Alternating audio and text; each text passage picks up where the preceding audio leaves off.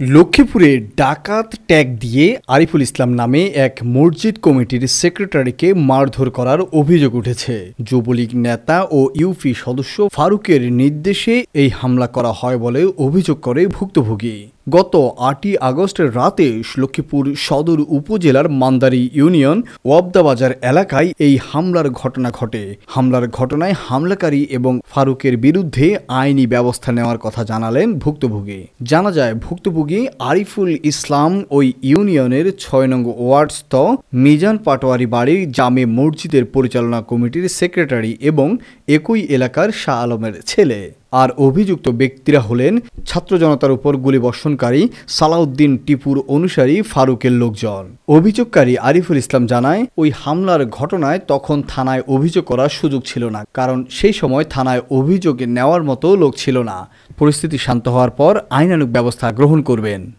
আমি মসজিদ কমিটির সেক্রেটারি, হেরা আমাকে বাজারে গেছি, যাওয়ার পরে কামাল আমাকে ধরে নিয়ে গেছে, কিছু লোক দিয়ে লাঠিছোড়া দিয়ে হাতে ছিল তাদের, আমাকে ধরে নিয়ে আমাকে ডাকাত সাব্যস্ত করার পরে কসমেটিক কামাল আমার এই ছবিটা ফেসবুকে দিয়েছে। দেওয়ার পরে আমি যখন পাল্টা হিট করতে চাইছিলাম কামালের সাথে আমার সাথে একটা মনোমালিন্য হয়েছে। কামাল তখন বলতেছে আমাকে যে আমি জিনিসটা ডিলিট করে দিছি, ওই সময় তো পুলিশ ছিল না, তাই আমি মামলা করতে পারি নাই।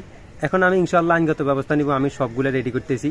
আমি ফারুককে প্রধান আসামি করে কামাল সহকারে মুদি দোকানদার কামাল সহকারে যে অবুতর বসে ছেলে তাদেরকে সহকার, তাদের সাথে আরো কারা কারা আছে এই দুজনের নাম উল্লেখ করে আমি অজ্ঞাত নামে একটা মামলা করব। যেহেতু এরা আমার উপরে নিয়ম একটা অত্যাচার করছে, আমাদের উপর যে একটা নির্মমভাবে তারা নির্যাতন করেছে যেটা বলার বাহিরে। আমি এখন পর্যন্ত পুরোপুরি সুস্থ হই নাই ও নির্যাতনের পর থেকে। তবে এই হামলায় অভিযুক্ত ওয়াবদাবাজারের ব্যবসায়ী কামাল জানায়, হামলার বিষয়টি সঠিক নয়, সেদিন একটি ভুল বোঝাবুঝি হয়েছিল। পরবর্তীতে আমরা সামাজিকভাবে সেটাকে সমন্বয় করেছি।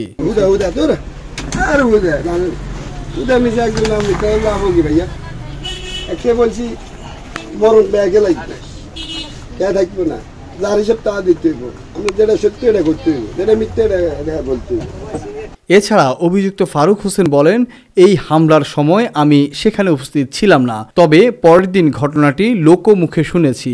তবে সেখানে কাউকে ডাকাত আখ্যা দেওয়া হয়নি এবং কাউকে মারধর করা হয়নি বলেও আমি জানতে পেরেছি। এছাড়া এই ঘটনায় চন্দ্রগঞ্জ থানায় পুলিশের কোনো বক্তব্য পাওয়া যায়নি। লক্ষ্মীপুর আইডিয়াল আলিম মাদ্রাসা জাগতিক ও নৈতিক ইসলামী শিক্ষার সমন্বয়ে আপনার সন্তানকে সৎ, যোগ্য, আলেমে দ্বীন ও দেশপ্রেমিক সুনাগরিক হিসেবে গড়ে তোলার অঙ্গীকার নিয়ে লক্ষ্মীপুর আইডিয়াল আলিম মাদ্রাসা আছে আপনার পাশে। এখানে প্লে থেকে আলিম পর্যন্ত সাধারণ বিভাগ, বিজ্ঞান বিভাগ, হিফজুল কোরআন ও গার্লস শাখায় ভর্তি চলছে। এখানে রয়েছে উন্নত যোগাযোগ ব্যবস্থা এবং রুচিশীল ও শিক্ষাবান্ধব পরিবেশ, আবাসিক অনাবাসিক ডে কেয়ার ব্যবস্থা।